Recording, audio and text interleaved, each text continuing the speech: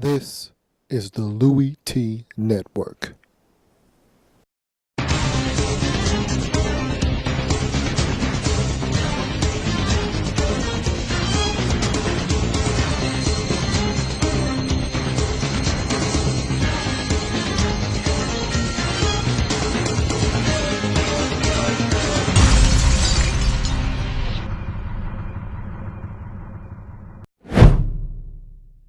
So you're at it again. You're watching me. Louis T, you're watching me instead of watching TV. Don't watch me. Watch TV. But since I'm on TV, watch me. Welcome to the program. I am your host, Louis T, and this is Pro Football Central Weekly, the Thursday edition of week number 5. Which means there's some football to discuss. There's Thursday night football on the NFL Network. Two 2-2 football teams, probably two 2-2 football teams that we didn't expect to be 2-2 at this present time. That being the Buffalo Bills, who will be packing up their things and traveling to Cleveland to take on the Cleveland Browns. I am anxious to watch this football game.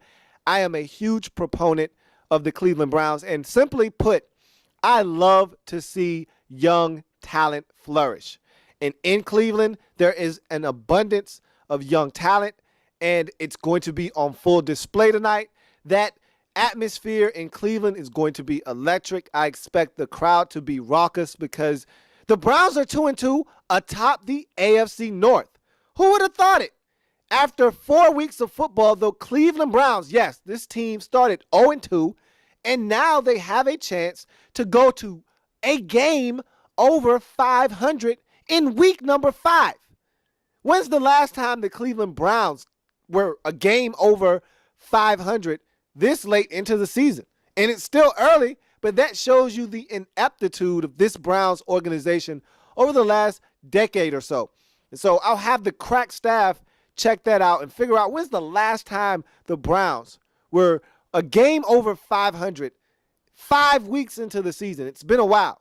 I can assure you of that. And so I expect the crowd to be full of energy, full of life. It's a primetime game, big stage, and Billy Ho has the show all to himself. Let's see how he performs. He played well last week in a win over a divisional rival in the Cincinnati Bengals. Let's see if he can follow up that performance with another big one on Thursday Night Football, as they'll be going up against a tough Buffalo Bills defense. Look, this Bills defense plays football. They force turnovers. Kiko Alonso is everywhere, and he'll be all over the field tonight looking to add to his already gaudy interception total, which is at 4 right now. 4 weeks of football, 4 interceptions. Hey, if I do my math correctly, that's an interception per game for Kiko Alonso. This guy not only picks the football off, he not only gets after the quarterback, but he also is around the ball carrier. This guy is always around the ball, and he's helping spearhead this Buffalo Bills defense. They've got a lot of talent on the defensive side of the football, but they're also extremely banged up. Is this Buffalo Bills defense? It's Buffalo Bills team in general. C.J. Spiller, game time decision. So they've got a lot of issues. Jarius Byrd, game time decision. You don't know who's going to play, who's not going to play. They were down to their 4th corner for the last 2 weeks. And so they're hoping Leotis McKelvin can come back and play. They're hoping that they can get some guys to heal up because they are extremely thin at cornerback in the secondary of the Buffalo Bills, but this is a talented defense. So I expect them to come out and try to force the issue, maybe force a few turnovers from Billy Ho. And Brian Hoyer's job is to do exactly what he did last week. Don't turn it over, play smart, mistake-free football, and guide this Cleveland Browns team at home to a victory. If he can do that, the Browns will be 3-2, sitting atop the AFC North division by themselves. That would be a thing, really a sight for sore eyes. I tell you what, it's been a long time since the Browns could lay claim to first place, sole possession of first place, even though it could only be for a number of days. Sunday could see the Ravens win, could see the Cincinnati Bengals win, and all of those teams could be tied atop that division again. But for the time being, the Browns can say, hey, we're at the top by our lonesome, that would be something to see for sure. You look at this Bills offense, and I look at EJ Manuel, and he's got progressively worse over the last couple of weeks. First game of the season, tremendous. Second game of the season, even better. To me, the numbers may not bear that out, but each and every single week, his quarterback rating has went lower and lower and lower and lower, and the production has gotten worse and worse and worse and worse. So you look at EJ Manuel, I don't think he plays well on the road, as most rookies don't. And we'll see if he can produce in this football game. He's got some guys that can make some plays. He's got Stevie Johnson. I think Robert Woods has played extremely well as a rookie, and he did exactly what many of us thought he was going to do. A well-polished receiver coming out of USC, thought he has performed well to this point. So I think this is a golden opportunity for the national stage, for the entire nation to see these two teams, because I don't think these two teams are seen that often. If you're not in the Cleveland market, if you're not in the Buffalo market, you don't see these teams play that often. You don't know what they're doing on their respective teams, in their respective games. You don't know what these teams are doing. I like the Cleveland Browns. I think they're a very talented team defensively. You can't run on them. You'll see that firsthand tonight. You can't run on these guys. They have among the most talented front seven in the league, and it'll be on display tonight. And throwing on these guys is equally as tough because Joe Hayden is back there, and he plays a really good corner position, one of the better corners, probably one of the most underrated corners in the National Football League. And Buster Screen isn't playing that bad. He can be had, though. He's a guy that can be beat, but he's solid as well. And so they're solid at corner. They went out, they got Chris Owens in free agency from the Atlanta Falcons. I think he makes a perfect slot corner. He's a guy that they don't mind blitzing, and he does some things for them in that secondary as well. So this Cleveland Browns team is well put together defensively. You know, they went out and made some moves in the offseason to get guys to come in and play, and they've paid dividends. They drafted Barkevious Mingo, and he's been a guy that can get to the quarterback early in this season. So Browns are very impressive defensively. Offensively, I've talked about them since last year, about how talented this offense is. Their offensive line is a solid group up front.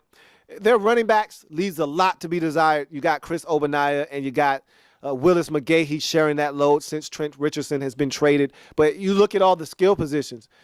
Josh Gordon is a man. And I tell you what, if he can just keep his head level and stay out of trouble off the field and continue to work and get better at his craft on the field, he can be one of the best receivers in the National Football League. You look at Travis Benjamin, adds an element of speed to this offense. You also look at a guy that is very underrated, I thought was a smart move on the part of the Browns in the offseason to trade for, in Devon Best. He's another guy. All he does, catch the football. You throw it to him, Devon Best makes plays on the football. He's a nice little piece they added. You look at Greg Little, he's a guy that you're looking for more from. Ever since they drafted him, to me, he's been an underachiever. If they can ever get him to play to his full potential, this would be a dangerous receiver corpse. And then you look at tight end, and probably one of the most dangerous tight ends this season, in this young season, Jordan Cameron, who I've been drooling over for the last 2 seasons. He's finally emerged. They got rid of Benjamin Watson and gave him center stage at the tight end position. He has not disappointed. He's been balling out of control. And so they've got weapons. They just need the quarterback to get them the football. And so far, Billy Ho has done that in his 2 starts. And go figure, Cleveland Browns are 2-0. Interesting to see if he can keep that going with this offense and the way the defense has been playing. Can they continue that momentum in Week 5 at home on Thursday Night Football versus the Buffalo Bills? Should be a lot of fun. I expect the Bills to put up a fight. We'll see what the Bills can do. If they can not turn it over themselves and force the issue and force Billy Ho to turn the football over, the Bills have a chance on the road to go to 3-2. I'm surprised they're 2-2 at this juncture of the season. And so this is going to be a game that opens a lot of people's eyes. I can't wait to watch it. Bart Scott, folks, can't wait. So that's Thursday Night Football in a nutshell. As you can tell, I'm very excited. Again, I love to watch young talent on display. I love to watch young talent flourish. I expect to see that on the big screen on Thursday Night Football in Week 5 between Cleveland and Buffalo. So you look around the National Football League, And there are a lot of things going on. I've talked so much about this Josh Freeman and Tampa Bay Buccaneers situation. I'm really ready to put a bow on it, and I think the Buccaneers are as well. So they've released Josh Freeman today. He's gone. He's no longer a Tampa Bay Buccaneer. They wanted to trade him, but to me, they basically ended all options in terms of trades by them essentially trashing Josh Freeman, not activating him. I think they might have been the culprits who leaked the information about his involvement in the league substance abuse program. And so, look, that's debatable. All I know is this Tampa Bay Buccaneers situation is a mess. I'm not going to talk about it anymore. I've talked about it enough. And so I'll just say this and I'll leave it alone. Greg Schiano is in trouble because this situation really got out of control. It spun out of control. And for a guy that's supposed to be a disciplinary coach, that's supposed to keep everything in-house and keep a tight, watchful eye over everything in Tampa Bay, for a guy that rules with an iron fist, this situation got way out of control, and he wasn't able to rein it in. And so I think he's losing the team in Tampa Bay. And if they don't get their act together in Tampa Bay shortly, they could be in some serious trouble in the 2013 season. And Greg Schiano himself could be in some serious trouble in 2013 as well. So I'm done talking about that situation. I've talked about it enough. I've divulged enough time and resources into that story. It's time to move on from that situation and talk about something else. So that means it's time for the mental snack. And the mental snack for today, big matchups in week number 5. And there are several of them on the slate. The first one that jumps off the page to me is Indy hosting Seattle. That's going to be a great matchup.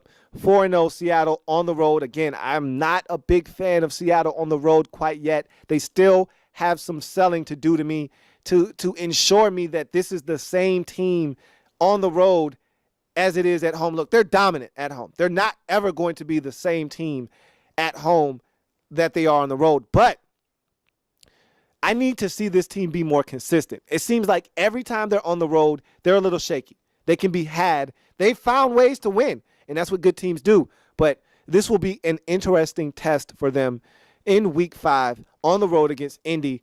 They've played some outstanding football of late, winners of 2 straight, and they're running the football now, a new attention to detail offensively, looking to smash mouth teams and run that football with Chuck Pagano.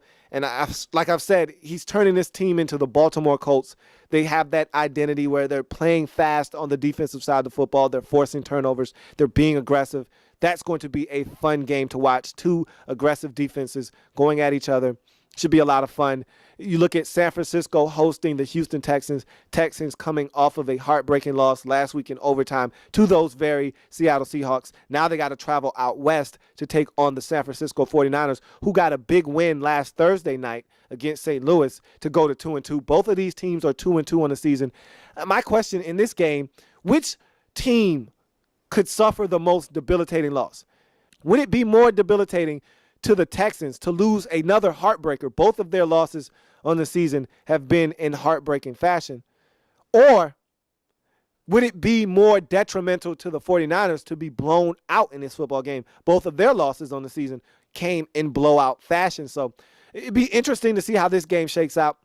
2 teams that really need this victory for their psyche. In Houston, a lot of people are asking, is Matt Schaub the guy? He needs a strong performance in this game. And it would say a lot, and it would go a long way if he could do that against this vaunted San Francisco 49ers defense. So he needs a good performance to kind of quiet the critics in Houston. Meanwhile, the 49ers need to continue to play good football. They need to run the football. I thought they did a great job of that last week on Thursday Night Football. They need to continue to be that team that has that running identity and mentality like they were a season ago. And Colin Kaepernick has to get back in gear. These last 3 games, he has not been that sharp. Even in the win against St. Louis, the numbers weren't that eye-popping. They didn't need to be because they ran the ball so effectively. But he needs to get back to the way he was playing in Week 1 versus the Green Bay Packers. I'm not asking for him to throw for over 400 yards, but I'm asking for him to be more efficient, a better caretaker of the football, and more like the Colin Kaepernick that we saw last season that was dominant on the ground and in the air than the one we've seen this year that has turned the football over and been sporadic at times. So looking for a lot out of this football game, going to be very, very intriguing as these two teams are going to need this victory in a very bad way. Neither one of these teams wants to fall under 500, but someone at the conclusion of this game will do exactly that. So you look at that game. How about another very interesting game? No one's really talking about this game, maybe more so about the happenings leading up to this game. Of course, I'm talking about the Kansas City Chiefs traveling to Tennessee to take on the Titans. Titans playing some awfully good football. They're 3-1. They're playing good football, lights out football, have been scoring points, have not been turning the football over. And now they lose Jake Locker. He's going to be out 4 to 6 weeks. Now all of a sudden, and you got to look at Ryan Fitzpatrick and ask yourself, can he keep this Tennessee Titans team afloat in the absence of Jake Locker? They're not asking him to be a superstar. They're not asking him to go out and win football games. Just don't lose us the football game. This Tennessee Titans defense is extremely good. They force turnovers. They make things happen. They put points on the scoreboard. If he can play mistake-free football, manage the game, and play within the Tennessee Titans game plan, if he can do all of those things, they got a shot. But look, this Kansas City Chiefs team, 4-0, playing some extremely efficient football. Captain check down right now, has it on tilt. He's not turning it over, even though he did turn it over last week. He's not turning it over for the most part. He's being efficient. He's keeping this offense on schedule. This defense has been dynamite to start this season, forcing turnovers, getting opposing offenses off the field on third downs. You name it, they're doing it. They're getting pressure on the quarterback, Justin Houston, 7.5 sacks going into last week's game. You got Tamba Hali on the other side. Dontari Poe has been a monster in the middle. Eric Berry and company forcing turnovers. This defense has it together right now. Derek Johnson and the assortment of guys that they have on defense. Just so many talented players. They've been playing exceptionally good football, have the Kansas City Chiefs on both sides, and even special teams has chipped in every now and again. So that's going to be an interesting matchup. Are the Titans going to be able to weather the storm and circumvent that Jake Locker injury, or are they going to succumb to the pressure of the Kansas City Chiefs and their style of football, that smash mouth, grinded out style of football? Are the Chiefs going to be able to go on the road to LP Field and get a win against a tough Tennessee Titans defense, or are the Tennessee Titans going to be able to stand up without Jake Locker and get a win versus an undefeated Kansas City Chiefs team? That's going to be a great game as well. So those are some matchups to keep an eye on in week number 5 as we jump into week 5, Thursday Night Football. I've talked about it already. Enjoy the game. Shameless plug time. Visit the site, profootballcentral.com. Everything you could ask for and then some is on this site. Print articles, podcasts, you name it, it is there. Check the site, profootballcentral.com out. You will not be sorry. You will not regret it. So, for myself and the profootballcentral.com staff, we all thank you for joining us here on the program. And I want to see you back here on Tuesday when we break down all of the happenings of week 5. And we'll talk about this game as well. A lot of times we forget about the Thursday night game because it's so far away. But we'll talk about it on Tuesday as well as the rest of the slate from week 5. We'll talk about Monday Night Football. We'll put a bow on week 5 and we'll start looking forward to week 6. So thank you for joining me. Again, I'm Louis T. Want to see you back here on Tuesday next week. Have a good one. And remember, we are Pro Football Central. See you on Tuesday. And remember, watch TV.